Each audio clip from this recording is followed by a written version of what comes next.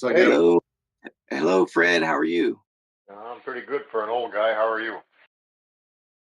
Same, same. Um, so, if you were to wake up tomorrow with the all of the experience and knowledge and information that you have today, but incredibly, it's not January 2024, but rather it's March 11, 1994. You're 38 years old in Denver at the Mammoth Gardens Arena, and you're being informed you're in. You're going to be fighting. How would you handle this? Do you still fight? If so, how would you fight your opponent given that strange opportunity? Okay.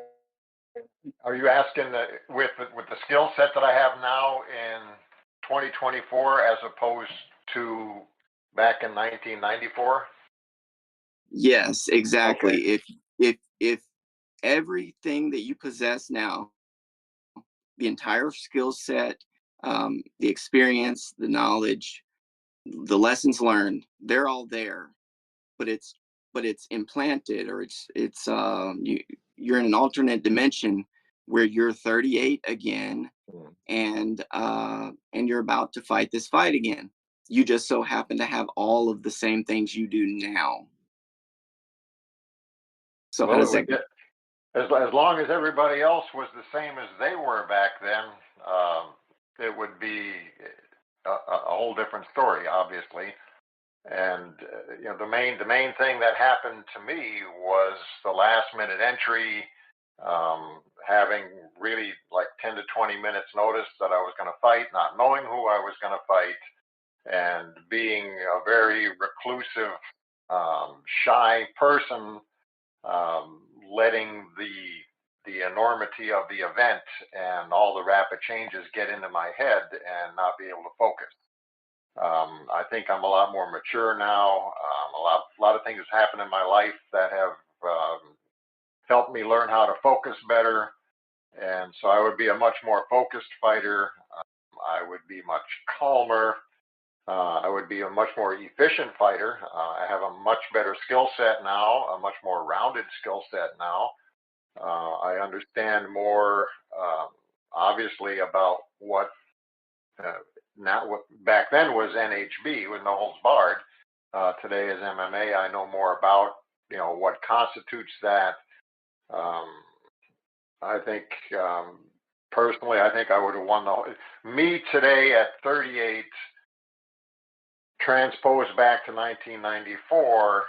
With everybody there still being in their skill set in 1994, to me, I would win. I would win the event.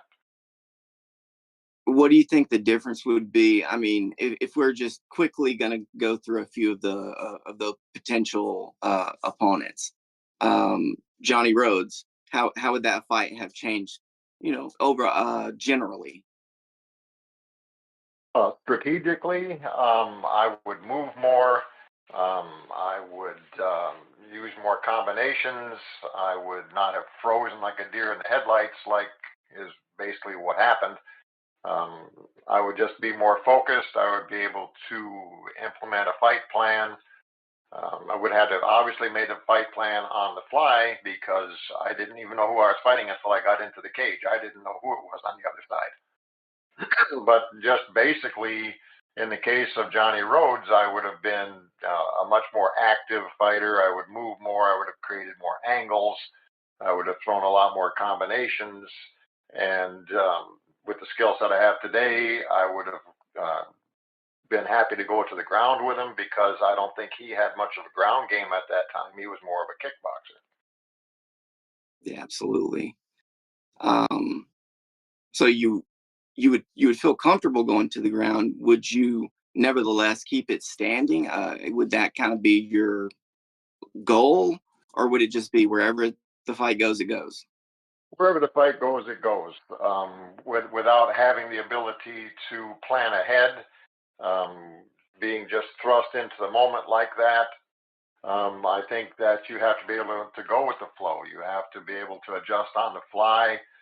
You can have a fight plan, a strategy in your head, but the other guy does too. So, who's going to be able to adjust with the flow of the fight? That's the person that's going to win, and that's what I would do. I would have, tried to check out what he was doing and make my adjustments, make my reads, and then implement my strategy, as I saw opportunity.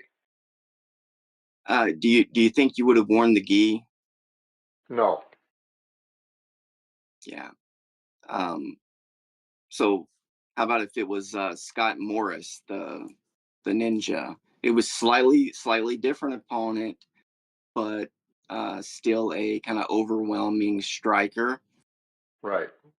No, If you had, the strategy for him would have been basically the same, because I look at him as a similar type of fighter as Johnny Rhodes was, like you say, basically a stand-up guy, obviously a very tough guy, a very aggressive guy. I would have tried to use his aggression against him. I would have tried to, from there, take him to the ground, again, because back in those days, I think he maybe had a little bit of a ground game, but the ground game that I would possess today, not back then, but today, compared to what he had back then, I think I could have overcome. yeah, totally, I agree with that 100%. Because I'm kind of familiar with a little bit of the training. Since I have you on social media, so I've seen definitely doing a really well-rounded uh, approach to fighting. Um, how about Gerard Gordeau? Not Gerard Gordeau. He was in UFC one. His buddy Remco Pardo. Remco, he's a monstrously large guy. I would have tried to beat him with movement, and it would have been, I think, a long fight. I would have tried to pick him apart. I would have tried to take his legs with kicks and create a lot of angles, not stand in front of him, not stand still. A lot of combinations, kind of guerrilla warfare, hit and move, hit and move, hit and move, until I was able to get him, hopefully, incapacitated and beat him that way. Almost similar to what Marco Huas did to Paul Varlins, I think. Just a long grinding fight, a lot of angles, a lot of avoiding the clinch with him. With Remco, I would not have wanted to go to the ground. He was a judo guy. The ground was his world, and he was way bigger than I was. So, given those those things, I would have definitely tried to keep standing up. And now I'm sure you're aware. I don't know if you're aware. He's also a jujitsu black belt as well. So he's now a double barrel. Um, but I've always thought that for me, Remco seemed like he would have been a more difficult. Well, this is going to sound crazy for our listeners, but a more difficult fight than Hoist, depending Hmm. on the strategy that you use. Right. Because Hoist would go ahead.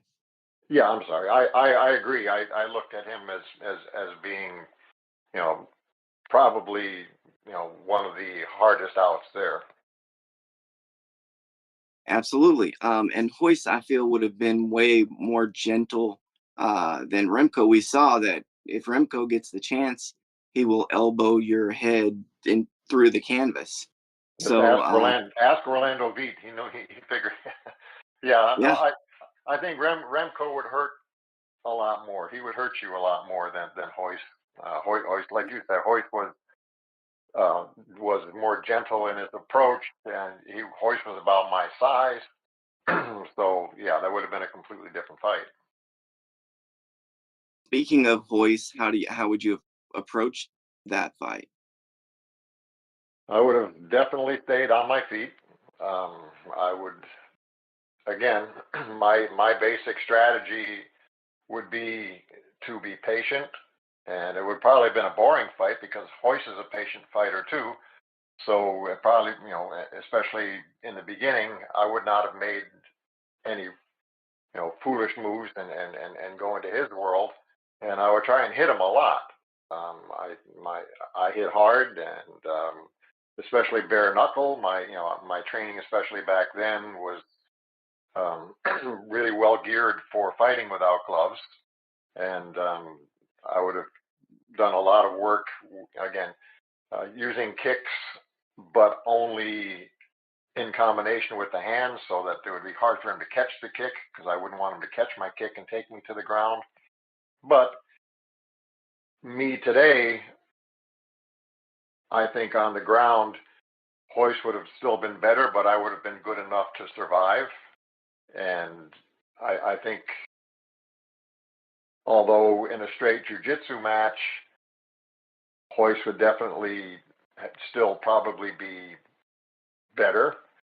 But if I can use my striking in conjunction with my ground game, then I think I could make a big difference down there. It's, as jujitsu is a wonderful art, um, but you got to remember that you can, in a fight you get hit, and I know Hoist knows that. I mean, Hoist, especially back in those days, they were used to fighting, no rule fights all the time. But I still think I hit harder than Hoist, and I think I could have created some problems for him. But like I said in the beginning, staying on my feet and working a lot of good combinations, being quick, being agile, not being stationary, not backing straight up, not getting caught against the cage. And those are things that I would have looked for. So kind of a Wonder Boy type approach to the fight. Familiar with the modern Stephen Wonderboy? I Oh don't know yeah, his last name. yeah, Wonder. wonderful Thompson. Yeah, it would have been Yeah. similar to that. If you look at Wonder Boy's two fights with Tyron Woodley, he created a lot of problems for Tyron, and Tyron's takedowns were amazing, especially back then. But yeah, a lot of movement, a lot of striking and moving. Again, guerrilla warfare. Make him chase me, not walk into any traps. You know, just that kind of thing. So at the time that the second UFC happened, had you already seen the first UFC or knew about it or? I had not seen it. I knew about it from the article in Black Belt magazine. One of my students brought it in and showed me, and made the suggestion that I could try and get in there. So one of your students recommended that you should fight in the second UFC, and then Yeah, you contact. he brought in a copy of Black Belt magazine, and he was a real excitable guy. And he came in waving a magazine. He said, "You've got to see this. You've got to see this." He said, "This is just tailor made for you. You should try and enter one of these." And so I took it and I read the article, and then I saw there was an advertisement in there that said contact Wild Promotions if you want to be considered. And so of course, back in 1994, the internet was in its infancy at the very least, and so I on a typewriter wrote a letter to Art Davy, and I put it in an envelope and addressed it and sent it in the mail, not the email, but the snail mail, the real mail, the Pony Express. Art called me on a Saturday, or actually, backing up a little bit, I got an answer from Art saying that it was a 16-man tournament instead of an 8-man tournament, and he had everybody that he needed for the card, and that they would consider me for a later UFC.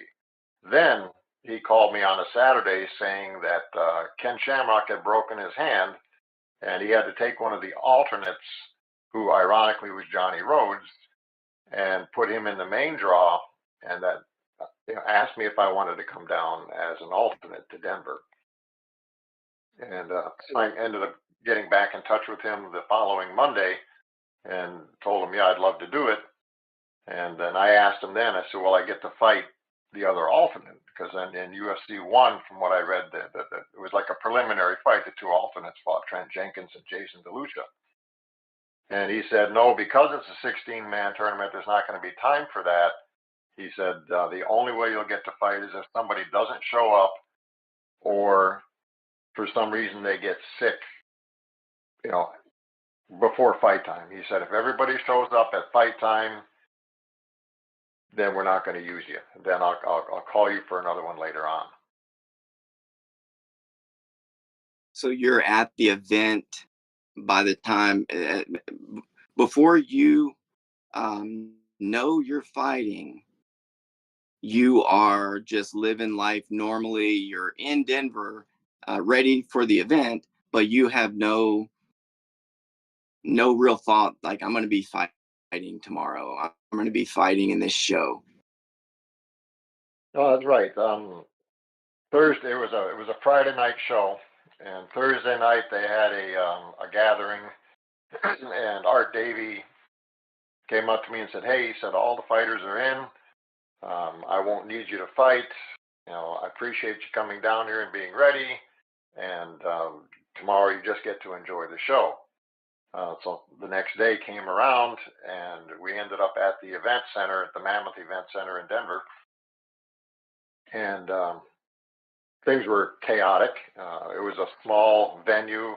They were supposed to have it, I think, in McNichols Arena, but it got pulled from there, and so they got the Mammoth Event Center, which was a real dump and very small. So they had fighters scattered all over the place. And of course, Art's trying to run a pay-per-view, and everything needs to be on schedule. So he asked me to basically be a fight wrangler for him. He said, "Yeah, I need you to go find these fighters and get them up here and get them to the staging area on time, so that we can get them to the cage and we can keep this thing moving." And so that's what I was doing. And I had just brought up Hoist's opponent, Minoki Ichihara, and got him going down to the cage for his fight with Hoist. And then I was going downstairs, and Horian Gracie was coming upstairs, and he grabs him by the arm and he goes, "Are you ready to fight?" I looked at him and I went, "What do you mean now?" And he goes, "Yes." He said, "Frank Hamaker hurt his hand." He said, "He cannot fight." He said, "So I need you to fight." And that was the first inkling that I had that I was going to be fighting. So I went and found my people. We went and got my gear. Went to try and find a place to warm up and stretch out. And the next thing I knew, I was making the walk. What was the strategy going into the fight? Although you didn't have much time, you didn't have anything that really that modern day guys would need 2 3 months, proper training facilities, et cetera, et cetera. I had no strategy. Things just flew apart for me. Like I said at the outset, it's my mindset was wrong. I didn't adapt. I didn't adjust. And a good martial artist should always do that. You should be able to adapt and adjust to situations when they change. And I failed. I did not do that. And the last I remember walking into the cage and hearing it click, and looking across the cage and seeing Johnny Rhodes and thinking, "Okay, here we go." And after that, my memory's real spotty. I know when he hit me over my eye. If you watch the fight, you'll see me. I'm on the ground and I'm wiping my eye, and I kind of went like this to tell my corner that, "Hey, I can't see," because as soon as he hit me, it was like a whiteout. It was like looking through a glass of milk. I could not see a thing. And so I was trying to protect it and trying to buy time on the ground to hopefully get my eye to clear. And I remember as I was wiping my eye, thinking to myself, "Well, you idiot, you're seeing something white and blood's not white. So it's not blood. You can't wipe it out. There's something else going on." And I thought that maybe I had a detached retina. And luckily that wasn't the case either. But it was a couple hours after the fight before I could see out of that eye again. And I still have a scar on the inside of my eye that every year when I go in for my eye exam, they see that scar, and we measure it to make sure that it doesn't grow or that nothing's changing in there. But that my UFC 2 souvenir is something only my eye doctor and I can see. It's a scar in my eye. So the white that you saw was just an aspect of that scarring. Yeah, there was the trauma to the eye must have somehow done something to the nerve, and it caused some bleeding in the eye, and that blood spot is still there. So But back to your original question, I didn't really have a strategy because I didn't know who I was fighting until I got in there, and I became, overwhelmed by the whole situation, and the results speak for themselves. You can see it. That's kind of why things went the way they went. Yeah, I think a lot of the MMA world, the world in general, doesn't understand that it would have went the same way for dang near all of them too. So it's not to be unexpected if there's no preparation time, um, not a huge familiarity with this type of fighting. Had you done any NHB, I guess, type stuff, groundwork, anything to do with that beforehand? Not really. There was, the dojo sparring got real intense, and sometimes we ended up on the ground. But it was nothing with any real good technique like you see today. And people today, first of all, they don't even remember UFC too, but they have a tendency to look at things, and it's natural, through the lens of what they know today, not from what was going on back then. It was a different world. It was a completely different situation back then. Almost nobody knew anything really about NHB. Ground fighters were few and far between. So it was a completely different world than it is right now. So it's not really fair to judge what happened, you know, 30 years ago with the knowledge that we have today. Totally, absolutely. Yeah, we were just talking about the Gracies that were at this particular event, and how they all like to stay in a little crowd. We've actually had a chance to train with quite a few. Well, I've trained with quite a few of the guys that were there that day, and Rogers trained with a few of them as well, including the kids that were in the train. Yeah. So Yeah. one of those little boys taught me a class and pretty much just laid the freaking screws to everybody in the room. But they're all really nice guys. They just have I guess a reason, an agenda, a plan, and acting that way is part of the plan. Like when dogs get together around a bone, they're not like, "Hey, other dogs, come here, come here." We're Right. all the dogs in the neighborhood. No, they're like, "Nobody mess with my bone." Hmm. It's the Yeah. same And kind of deal. So it's it, intimidation.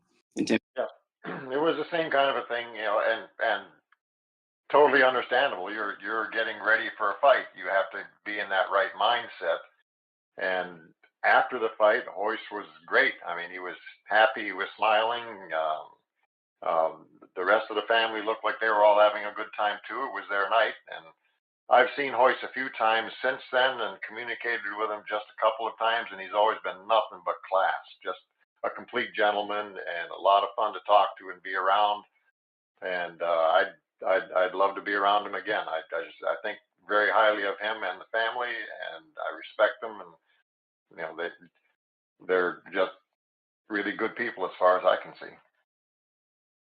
Well, I've heard them with my own ears speak very highly of you as well, which is one of the reasons that I want to Well, make sure we get you on, got you on here. Um, and let's see, we're talking about Hoist. Hoist is a very hardcore, serious guy, like you were saying before the mhm. fight. Very silly, kind of a. He's a funny guy. He's kind of a silly.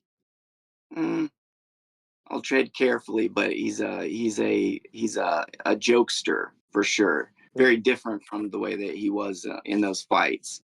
Um, did you feel like that the rest of the guys there were kind of playing that same role, kind of mean mugging everybody, trying to intimidate everybody?